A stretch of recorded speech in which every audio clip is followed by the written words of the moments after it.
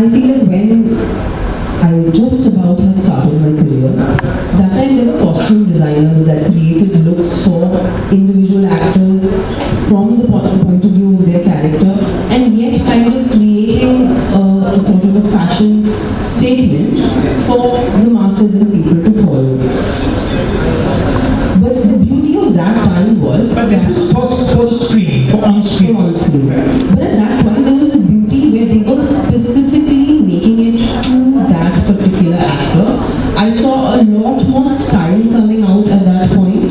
I saw a lot more individuality coming out at that point. Today, maybe the fact that there's so much exposure and there's international fashion available on your fingertips, I feel like some people have not been able to channel themselves more effectively than they would before, because before I think the outlets were far and few, so they had to really kind of think and feel and then kind of dress up, even if it was the way it was. I saw a lot more individuality then. Today I feel like there's just this feeling of finding yourself through fashion, which is what happened to me.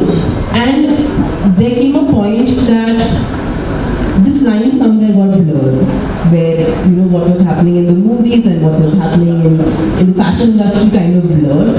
And that is the point actually I went through a metamorphosis where I discovered what is my personality, what do I actually like to do, because there's just too many various kind of influences.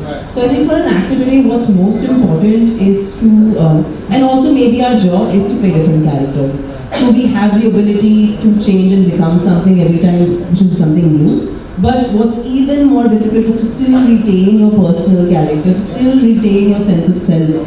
And I think this is a constant quest for an actor. But I think what I have been able to do till today is make the choices I made and not be apologetic about it, because there are a time not terribly long ago, and I think it's probably true to some degree even now, where fashion purists say Bollywood isn't cool, Bollywood isn't fashion cool, it isn't real fashion. And I mean there was a time, right, when they didn't want a film star on the runway because it would just take away the focus from the clothes. It was all about the showstopper, the clothes should do all the talking.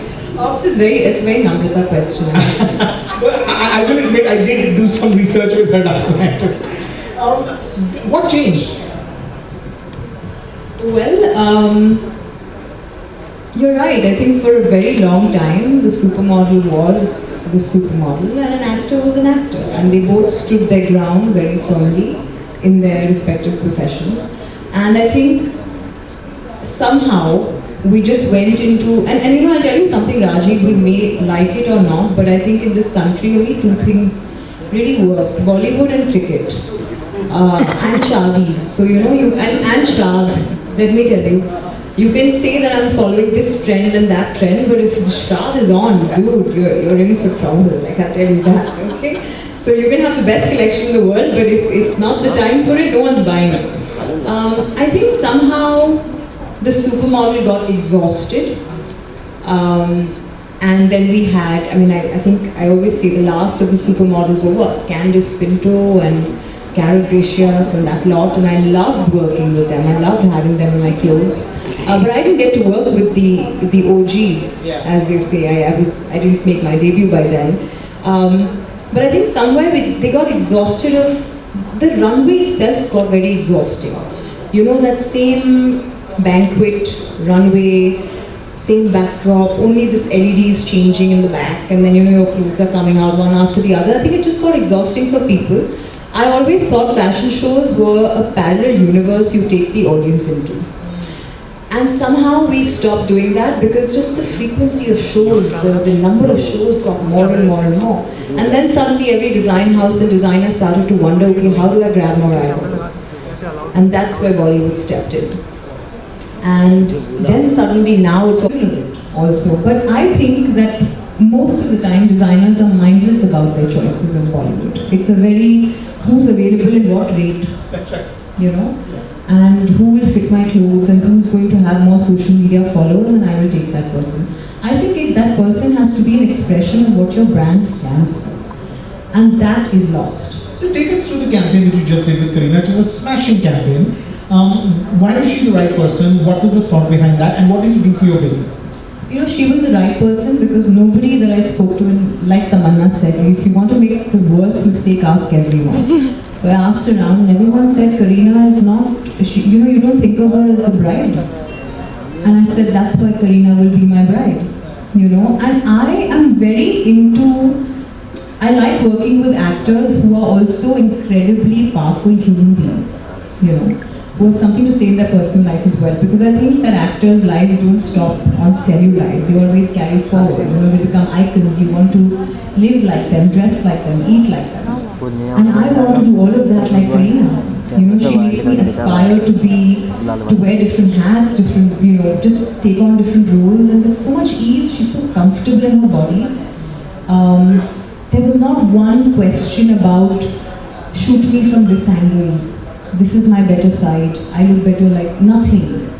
It was just, I'm your muse for the day and you do with me what you want.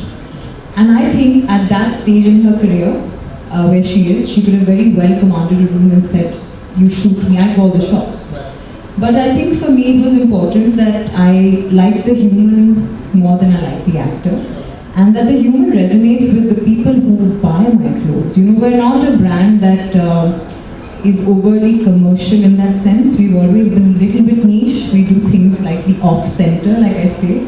And Kareena is off-center, but yet she's the center of everyone's universe somehow. So, yeah. Lovely. Now, when did Bollywood become fashion cool? I think it's always been. I just think that we haven't given the association between Bollywood and fashion enough credit. I don't know why they've been into parallel universes because they have such a symbiotic relationship. I don't think Bollywood can survive without beautiful clothes, and I don't think fashion should ignore Bollywood at all. Simply because movie stars can sell snow to an Eskimo, and can you imagine if Emporio Armani said, I don't want to dress, Richard Gere for the Oscars or whatever, we'd have no red carpet at all,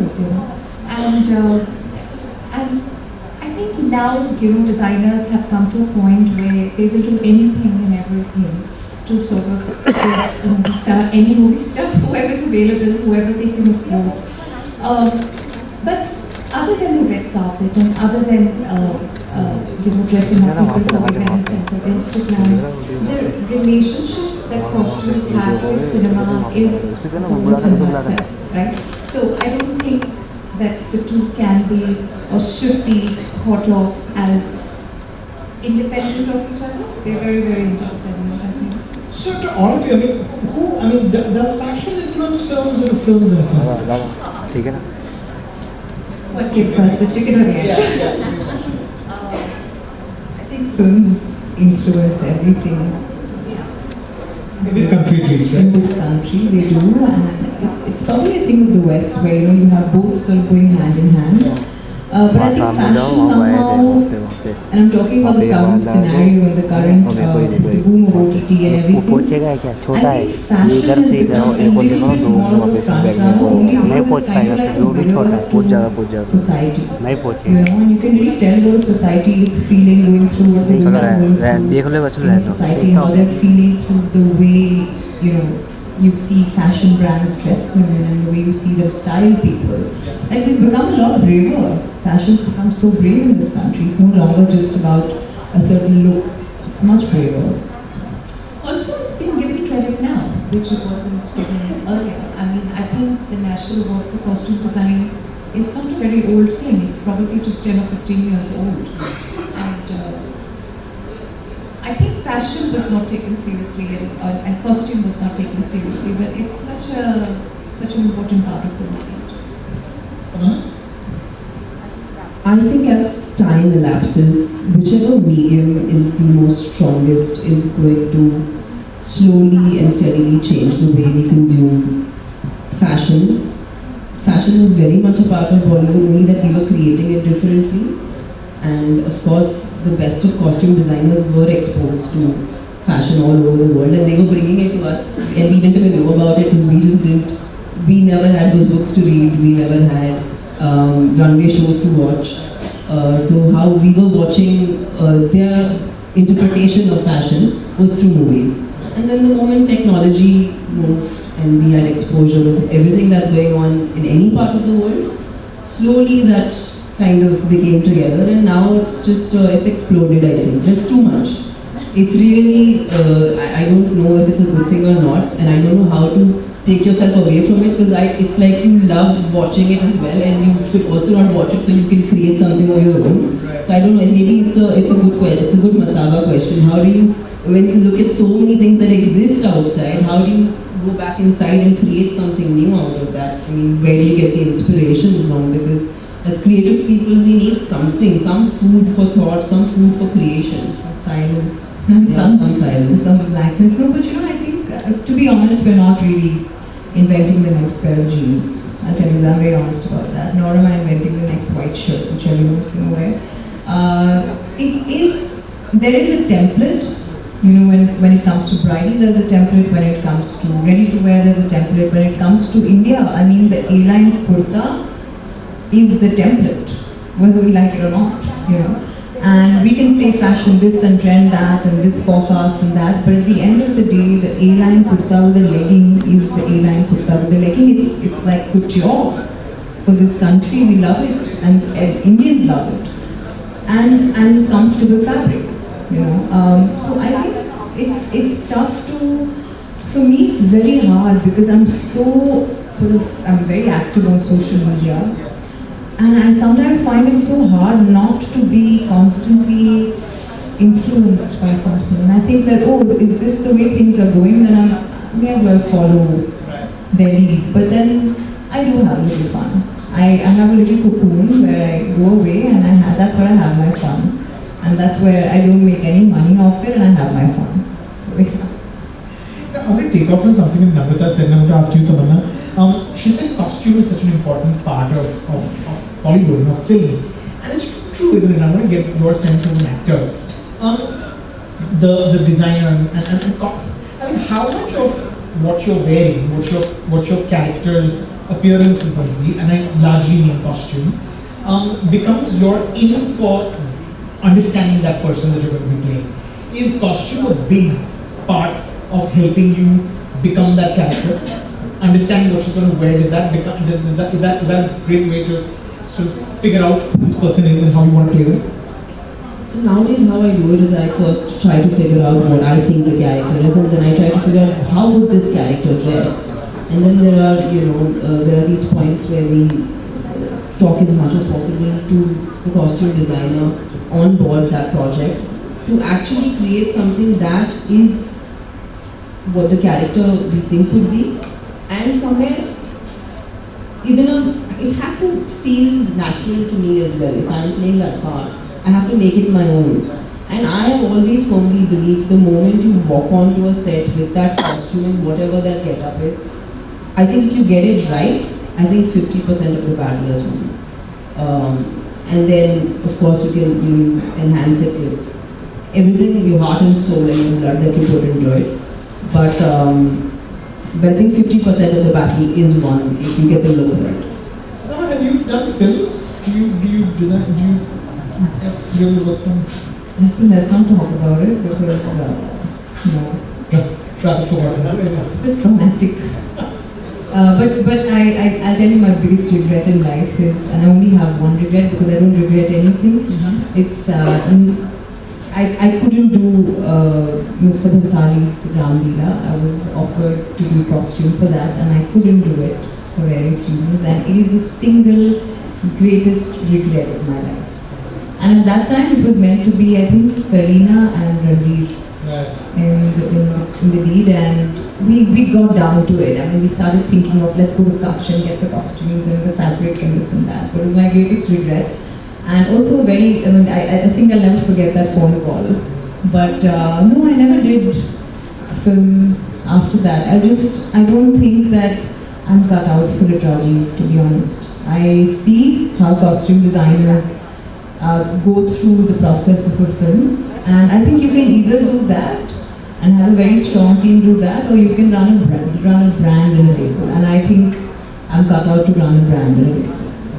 Tamannaah, can you talk about sort of costume in film in modern Hindi cinema and how that's evolved? I mean, you pointed out, and quite rightly so to me yesterday when we were chatting, that the first Indian to ever win an Oscar was Masaba Gupta for, and you attended an exhibition of her archives recently. Can you talk about the evolution of sort of costume in Hindi cinema over the last maybe 25 years, if you like, or longer? I think it's come into its own, in a very strong credit. It's really part of what is, I mean, Bhanu, unfortunately, I don't even know how many films she must have done, hundreds of films that she styled, and for everybody. But she was forgotten. She was pre-internet. By the time the internet came about and by social media came about, by the time the fashion industry was sort of born in India, Bhanu was retired. I think her last film was Swadesh, right? And but now I see so many people who want to style for films, like Riya Kapoor, who I'm a big fan of. I mean, she's a great producer and a director and a fabulous stylist too.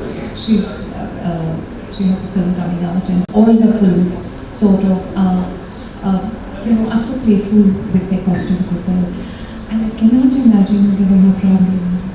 I would have done it for you. I've totally taken your name. I mean, I think it's one of the most beautifully styled films, Gonzalez, Ramleela. For me, also being a fashion sort of writer, it's such an important part of a movie experience to sort of enjoy what the characters are wearing, enjoy how the film is styled. And I find myself enjoying a lot of cinema that may not be a great story in terms of conflict or resolution or whatever. But if the movie stars look good, if the actors look good, I'm happy, and I don't think it's polite to sort of tell you which these films are, but so many films today take their costumes so seriously as much as they do their cinematography or the lighting or something like that. And I think that's really integral because, I think styling a film is now a prism, costume is now a prism. It's a new way to sort of approach cinema as technically superior cinema.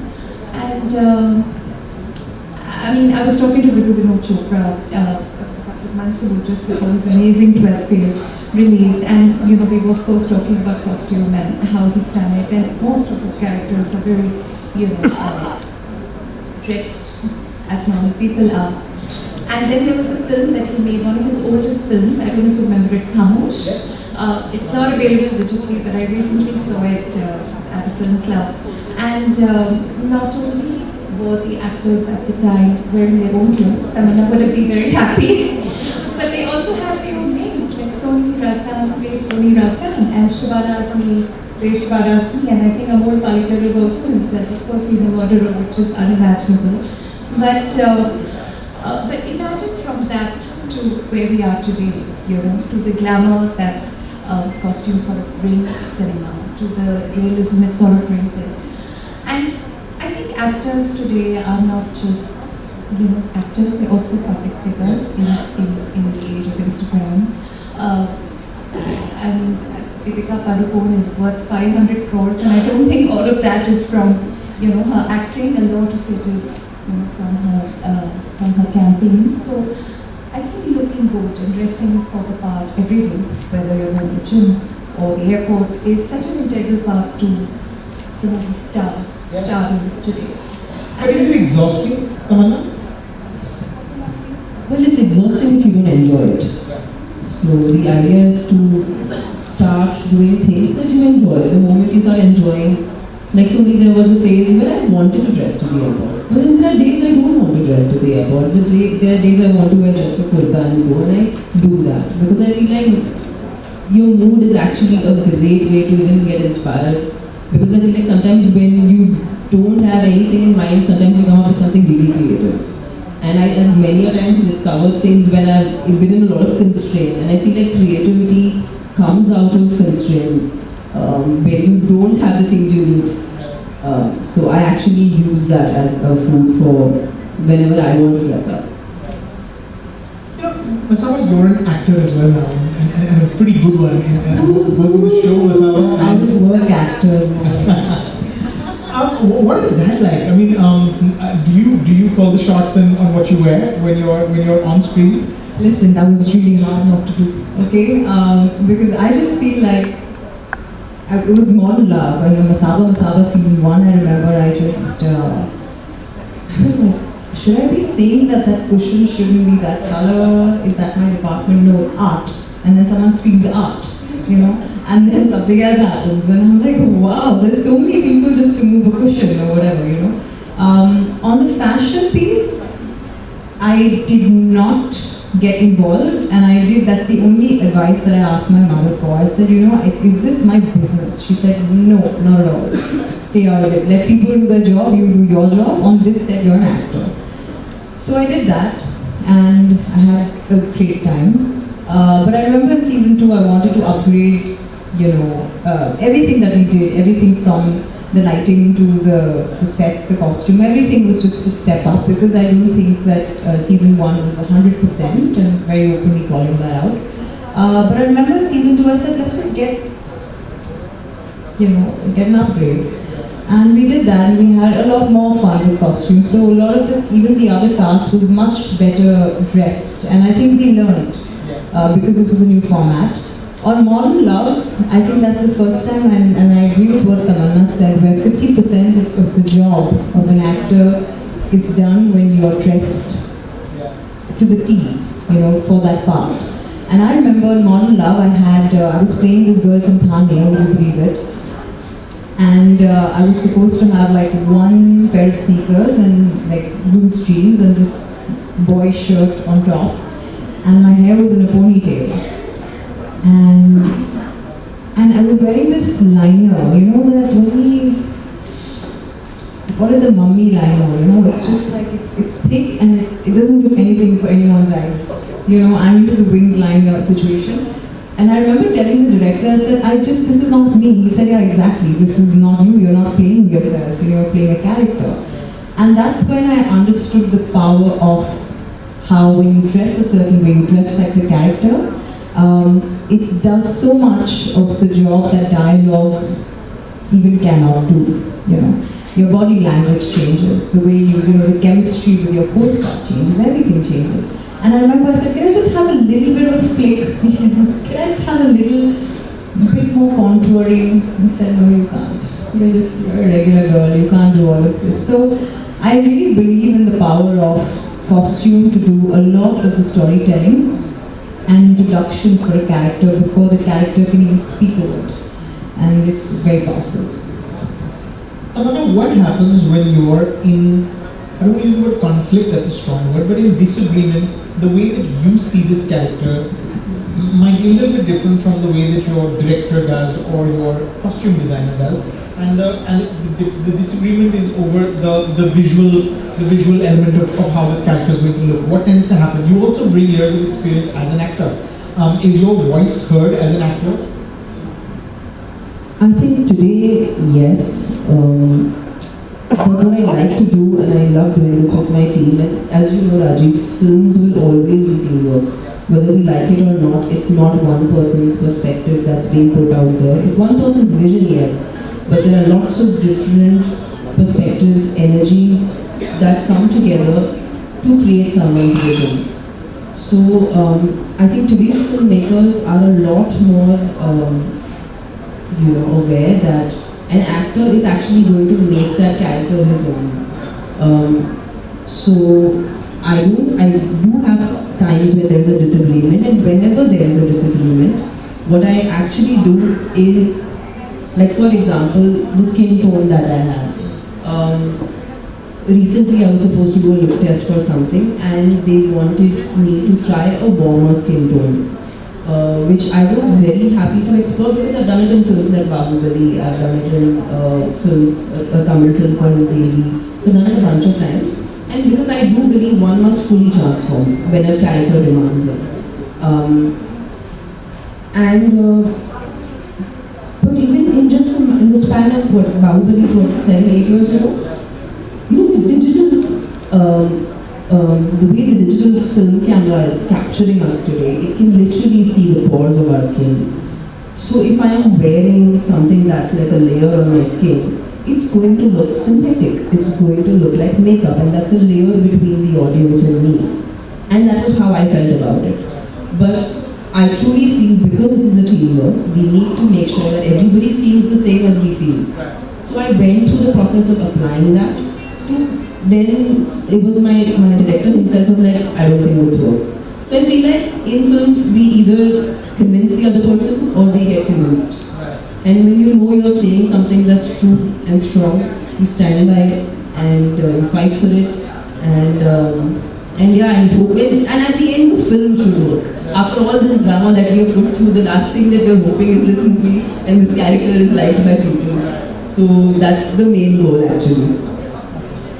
Masaba, when you're dressing an actor, it could be for a public appearance, it could be for a campaign. Again, are you trying to find what in your sort of atelier suits their personality? Are you trying to get them to be a little brave? What is the push and pull when you're working with actors? Well, I think because there's stylists for pretty much every actor today, I think it first starts with their vision of the actor that they're styling, and then you sort of go down into okay, what event are they going to, and are they going to be comfortable in this for many hours, or is this something that's just going to be a quick photo op and out, I think it really depends on that. What I do find is that sometimes there is a gap between what the stylist and the actor want, and I always go the extra mile in the way that I say, I think you should give this a shot, because an actor could be looking a certain way. Or sometimes when I'm designing a piece, just recently I was designing something and I just said, this has Alia written all over it. And I just thought of that. And I don't really dress Alia that much. So I think what happens is that you always find pieces that suit a certain personality, but there is that, first there's the stylist assistant, and then there is the stylist, and there's a brief. So I think that's how it typically works. Having said that, I think an actor does have a mind of their own. Like even with Tamannaah, every time I've had a conversation with her, she's always very clear about the color. For example, like she's very clear about what color washes her out and what makes her skin really, come out in that sense. So I think they always know. Sonam is something like that as well, who really just knows exactly what she'd like to wear. But there are some people who are very, very happy to just go with what the stylist will say. But yeah, there are pieces that I see and I just think that this has this actor written all over it, and I actually sometimes just keep it away and I don't give it to anyone else because I think it will do that person justice. And if it doesn't, that's fine. But I think that, yes, every actor in our country does have a very strong personality, straight from the top all the way down. And I think that they all know their bodies so well. Even someone like Kareena really understands her body and its strengths, its weaknesses, everything, and she's very happy to be clear about that. Yeah. Namrata, let's talk about the red carpet, which has become a multi-million dollar industry in itself, hasn't it? From the time that we were sort of cub journalists. Tell us what the sort of the pressure and the importance of red carpet today, and then we'll ask them, the pressure that's on them to light up the red carpet. I mean, I'm sure there is family stars, right? I mean, in which I was dressed up in a gown where it was so tight that my stomach started to hurt and I had to leave the event and I had to go. So, as actors, I think we're always trying to put the best version of ourselves, because somewhere we realize that just like when I was a young girl, I got inspired by a film actor. There'll be somebody out there watching me and getting inspired. But that particular night, when I wore that outfit and I literally had a stomachache and I had to leave the event because of my tummy being upset because of how tight and I could not breathe, I decided that very night that never again will I do this. And never again would want to put another girl through that feeling that she needs to wear a dress that tight that she can't do. But I think that's the journey. We all need to make that journey where in the pursuit of putting our best foot forward, instead of crumbling under that pressure, we have to realize from that pressure that what is it that actually matters, and what actually makes you feel good and comfortable, and what is the standard that you want to set for people, because the standard of beauty is just, sometimes it's bizarre and it's not, realistic to khair, but not even about realism. I'm saying it has to be human. Let's just get that part. So I think that's what I'm aiming for today. I'm definitely in a place where I feel like a red carpet is an opportunity for me to have fun and dress up. And yes, it is literally, it is pretty much giving an organ away. That sort of expense is needed for a certain day. But I guess I look at it like a business, because I feel like as actors, like how she said, today if you are in the fashion industry or if you are in any way associated with it, it's a part of an investment into your job itself. I remember when I was a young girl, I didn't have the money, Rajiv. I was very, very young. I would have to take it from my parents. But there would be no budget for costumes, for film. I've taken my own costumes and I've gone and shot songs.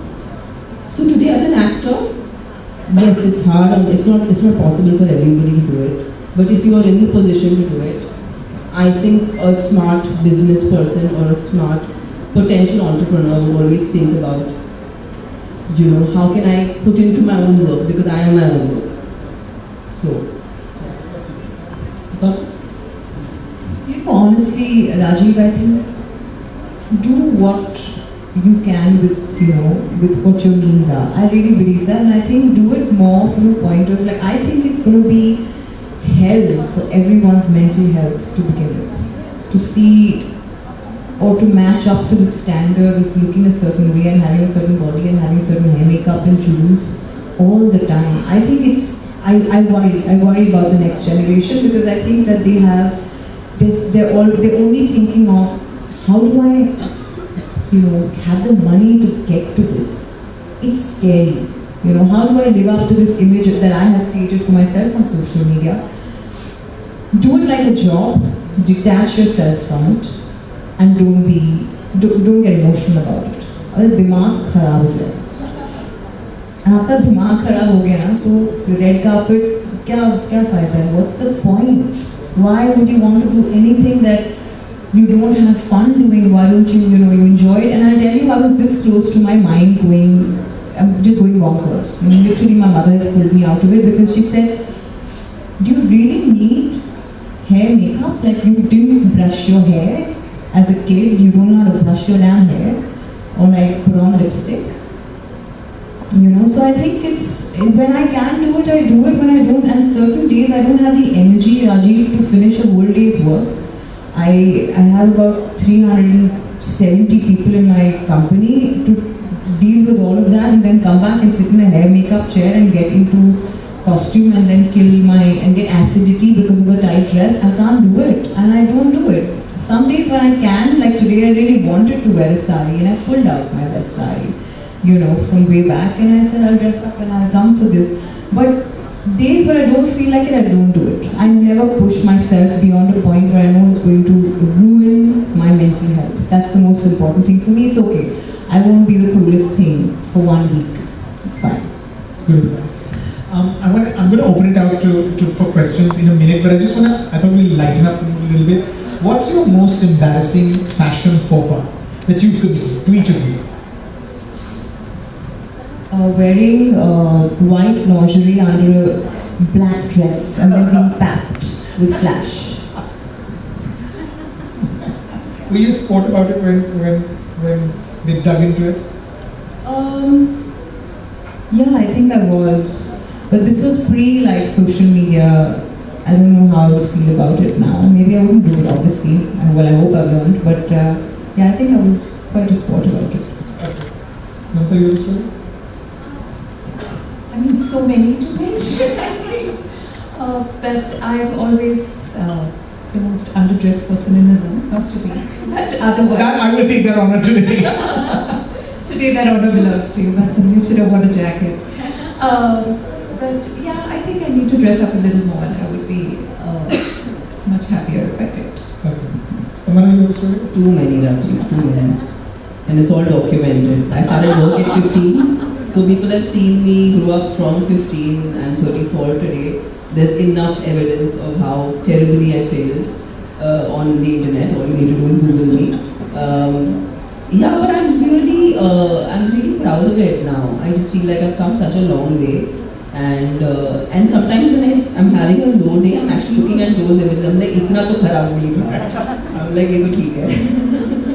It's an interesting point. I want to ask all three of you. The thing about films and fashion and any form of art is that, does it hold up when you look back? And I know this because we look at films and I look at Dil Chahta and I say, it holds up. 20 years later, it still holds up. What is important? Are you thinking about that when you're creating fashion, when you're creating a look? Is it going to hold up? Because I look at old films and I really think of Dil Chahta Hai. The fashion sometimes isn't holding up in that film. There's this one song, Koi Kahe, it's a disco song, and I'm like, I can't believe they wrote that stuff. So what is I don't know. I mean, like a lot of stuff actually. Go back to the 80s. So 80s would have blurred. We'll just forget the 80s. Then everyone was bad in the 80s. A lot of 90s stuff also. You look at people like they wore that. That was okay. Are you conscious of that, or is that just way too much pressure to take on? That what are they going to be thinking 20 years later? For me, I think it's cyclical. The whole 80s and 90s pretty much came back a couple of years ago with the oversized jackets, now the big hair, thanks to Miley Cyrus's back, and it's so like I woke up like that, But I don't think where fashion independently is concerned, it's meant to be sort of, it's meant to be cyclical, like it's meant to have new things and all of that. And of course, we do have the idea of heirlooms and things that are classics and that stay forever, like the black dress or Audrey Hepburn and Edith Head. We can't talk about cinema and costume without talking about Edith Head. She is she's the woman to have won the most Oscars ever. I think she's 8 or 9 or 10, and nobody sort of matches that. And of course, she's a costume designer. Yeah, but like the black dress, for example, and she dressed Audrey Hepburn for Roman Holiday and Honey Place, Breakfast at Tiffany's, all of that. So some classics sort of remain and never go out of style, and that's really beautiful too. But I think it's cyclical fashion where you can have fun with things, where sometimes it's trendy and sometimes it's just classy. It's also fun. I did a song last year called Kavala, which people loved on. It was a rage. People loved it. Yeah, the curly hair. So there were two kind of women who came up to me. One was someone middle-aged, and she was like, I'm really thankful to you that I'm feeling that, it's good to be curvy and it's good to, be a bit chubby. And I did not till that moment realize that according to her, I was chubby in the song. I thought I was just fine. But it was nice to see that Indian women are curvy. And if there's one thing that I would really like to encourage through the way I dress today, is to embrace my curves and to make women feel great about it, because people want it, and if you have it, I think you should just flaunt it and enjoy it. And then I had a very young girl who had made a reel on the same song, and she was like, I went and I bought the same animal print fabric and I got the same color and I made that and I got it made from my tailor and I did this reel, and she was showing me the reel. So I was like, that's what's happening right now with what as actors we're doing. Someone that young is getting influenced in terms of ideas. She curled her hair, she did exactly what I did. And so that's the influence we have right now. So I think the idea is to enjoy yourself and And yeah, I just see the magic happen because somewhere or the other, if you do something heartfelt, it touches people. I think when I'm creating, Rajiv, I definitely think about, well, I think things have changed actually for me, I have to say. When I started off, it was more about, is this on trend or is this something that's going to be cool for now and be good? Me and Masaba went for breakfast one particular morning. And I cannot tell you, we couldn't eat breakfast because only people kept coming to the table to talk to Masaba and tell her how much they love her collections. And it was because you wore a cap and you just like were facing who I love it. I was so happy to just see. And then some people who were not from the country. I remember one gentleman who was not from India and he was wearing her shirt. And he just like came up and he was like, listen, look, I'm wearing your shirt. And it was a matter of great pride that today Indian designers, Indian work is everywhere. It's really being spoken about, it's being celebrated, it's being looked up to. So I think it's a great time for Indian people to be so proud of what they do, be it in fashion or anything else. Before I go to the only other thing I feel we should talk about is men and fashion, right? I mean that's... You tell us, Rajiv. Wrong person. Why not a printed kitsch jacket? I wish I had the courage. No, but it feels like men are really up the game as well. Our friend Vijay Verma is the red carpet darling. Just look at him. Do you feel like the game's been, the men are raising the bar as well? I think they've always sort of been the biggest spenders, I mean, naturally, since the bigger earners. But the men's apparel market, Masaba will agree, has been like phenomenally huge. But in terms of design, in India, it's always been led by the women designers, by bridal wear. But now I see men have so much fun. I mean, I'm a big fan of how Vijay Verma dresses. I'm not looking at Tamannaah. I'm a big fan of how Ranveer dresses, and every actor today is sort of having fun on the red carpet with his Instagram. I mean, it's not just enough to have an amazing body and those fab abs. You know, you also have to up your fashion game. And I love that, and I see that translating into regular people. You know, a lot of grooms are not just showing up in like fab India kurtas or whatever's available. But you know, effort is amazing, right? It's nice to sort of take effort to sort of dress up, whether you're going to work or you're getting married or you're a famous person.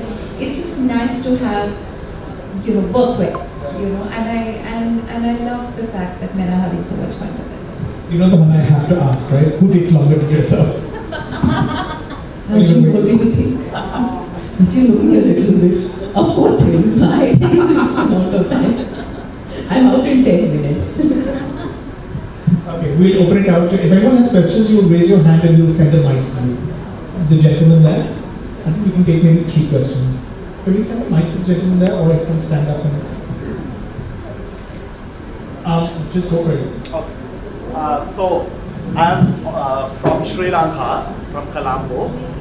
So I'm currently heading the Colombo Fashion Council, and the session is really good and it was very enlightening about fashion and film, and we are a big fan of both of you.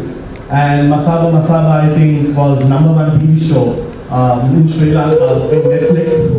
So we are a big fan following there. So my question is about fashion conscious and sustainability. Now, as an actor, Tamannaah, do you think twice before you pick a garment from a designer to understand, or do you do a little bit of a background check to know how this garment is produced, or the animals are slaughtered, or is it coming from a sweatshop? How much conscious are you about that? And also, Masaba, how conscious are you about your production when it comes to sustainability and ethical fashion? Thank you. So, for me, I think now I've made it a point that I have the most easiest wardrobe to manage. I've kept my personal clothing to the bare minimum because I realize I like to wear only 4 pants, and I keep rotating that like everybody else. And but for my work, yes, I keep needing different kind of clothes, and as and when I procure what I need.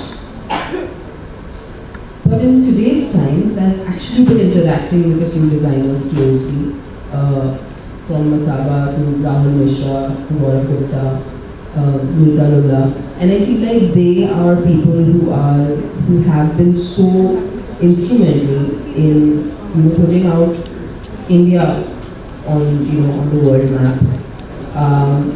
And I make sure, like when I was talking to Rahul, this previous collection itself was inspired by nature. So, and the superheroes were insects, for example, which I thought was a beautiful thought and idea. And just to know his idea of sustainability. So I'm actually educating myself while I'm also making choices where I take in only what I need and not excessively splurge on things that I don't think I can reuse. Because I feel like it can never be enough. So it's best to minimize what you can actually use and being conscious of that. Yeah. I think for me, you're running a fashion label. To be very honest, it's very difficult to be 100% sustainable. If you see some of the largest brands in the world, including H&M, have pledged to be sustainable many years down the line. I'm talking about maybe a decade later. It's because one, it requires money, and two, it is something that is, the thing is, not being sustainable has actually penetrated so deep into fashion, into society, that we have to undo a lot of that. And that takes a lot longer than actually saying, I'd like to be a sustainable label. At a very basic level, as a brand, we make small changes every day to how we look at sustainability, and fashion is one of the biggest polluters of the world. We all know that. There's no denying that. Having said that, when we have all the waste fabric that's left over after a garment is made, we call it katran, it's just pieces of fabric that you can't really do anything with. We started to make little scrunchies and hairbands, so we make little scarves. We started to make masks during COVID. Out of that fabric, we started to also make sure there was a system of that waste to be picked up and recycled and made into something else. That was one. A couple of years back, I had the opportunity to tie up with the United Nations Environment Program, where we actually worked with them closely to understand single-use plastic, which is actually the single biggest polluter worldwide. And it's nothing, it's the plastic bag you use to go to the vegetable market to buy sabzi and fruit and whatever, and it's, the little things that you use every day, you just quickly discard it. So today, for example, even as a human being, when I'm going to a nature's basket to, stock up the house, I'm not taking a plastic bag. I'm consciously saying I will take the same muslin tote that I've been using over and over again. Having said that, coming back to the UNEP collection that we did, we made a collection of garments that, so for example, the sleeve could be zipped off and it would fold up and it would become a carry bag.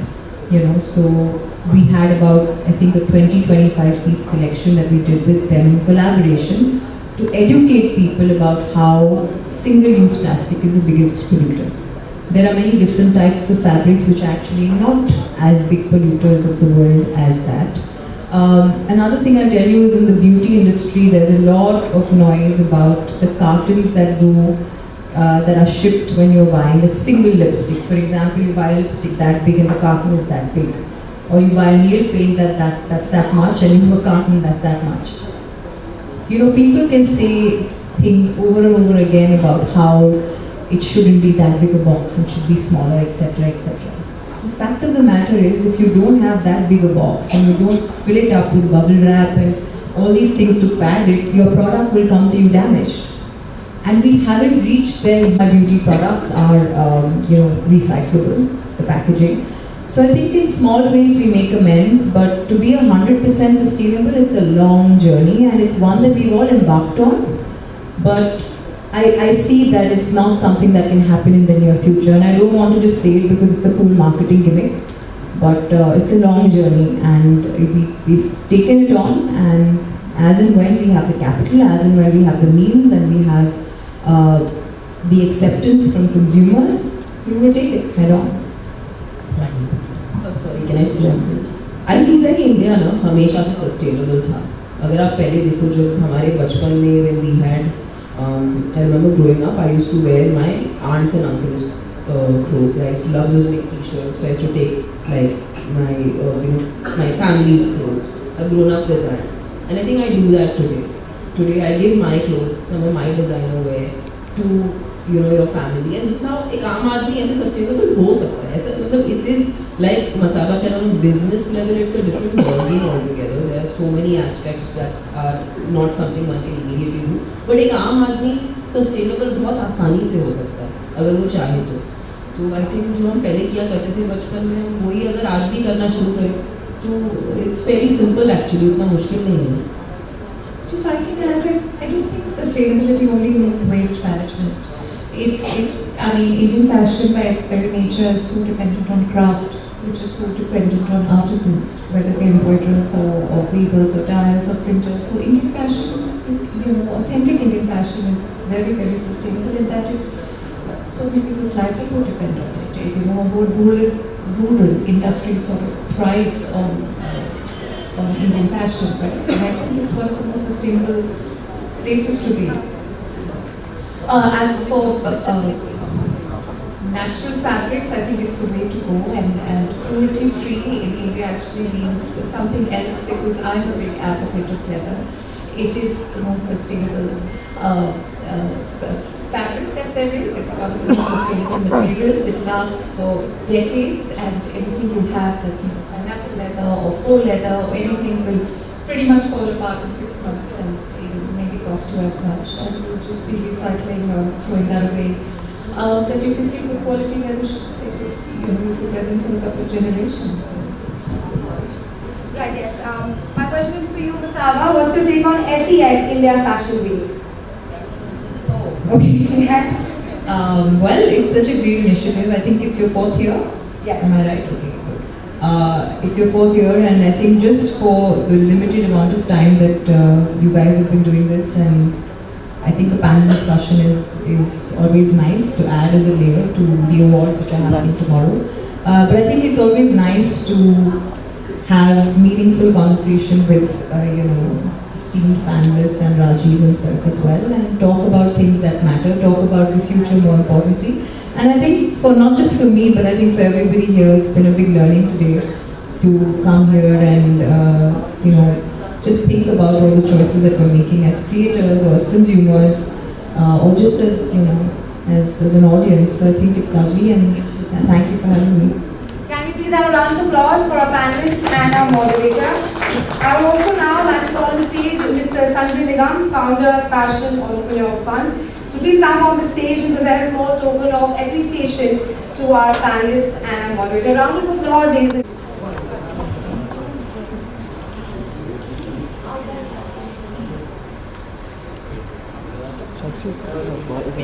a round of applause to Mr. Rajiv Masar, who is a famous Ma'am, please close. Yeah. Sir, look here. Yeah. 1 minute. Yeah.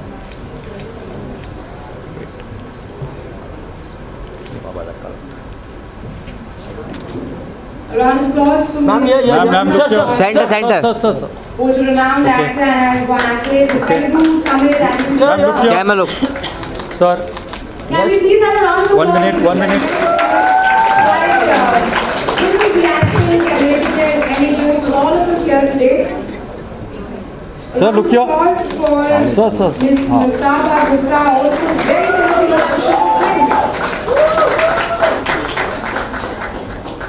Sir, yeah. Sir, look here. Look here. Ma'am. Okay. And lastly, for Namrata Sharma Dadaria, who is a Sir. fashion critic. वो आता दिया आवाज हाँ Sir, look here. Please group photo. Sir Sir. हाँ little close Yeah, Look here. Done. Can Thank you so much for being here. Namandari solo. Ma'am, can you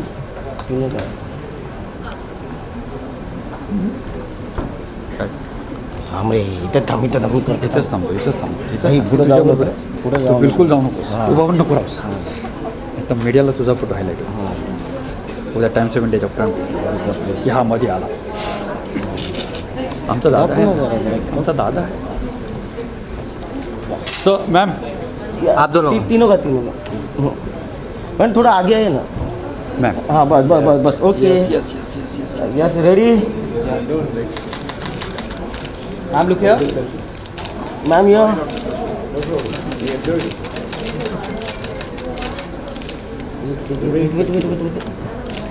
ma'am single solo या single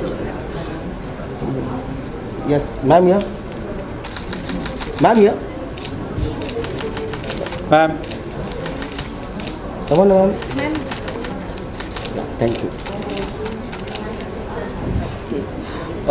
madam yes ma'am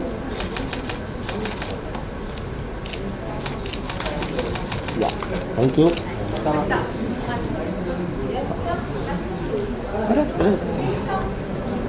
single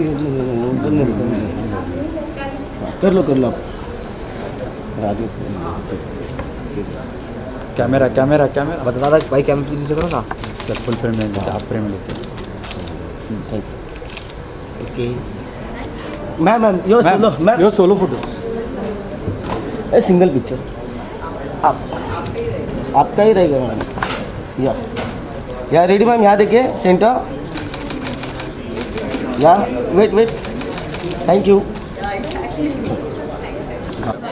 ma'am what would you like to say? बहुत बढ़िया गया and Rajiv sir पकड़ना चाहते moderate कर रहे थे पूरा पैनल मी Masaba Namrata very well known fashion beauty so we had a great panel बहुत सी बातें हुई फिल्मों के बारे में फैशन के बारे में सस्टेनेबिलिटी के बारे में होप लोगों को मज़ा आया मुझे बहुत मज़ा आया मैम जब फैशन के बारे में बात होती है तो अब तक का ऐसा कोई स्टाइल आइकॉनिक या फिर फैशन जो आपको अब तक सबसे ज़्यादा पसंद आया?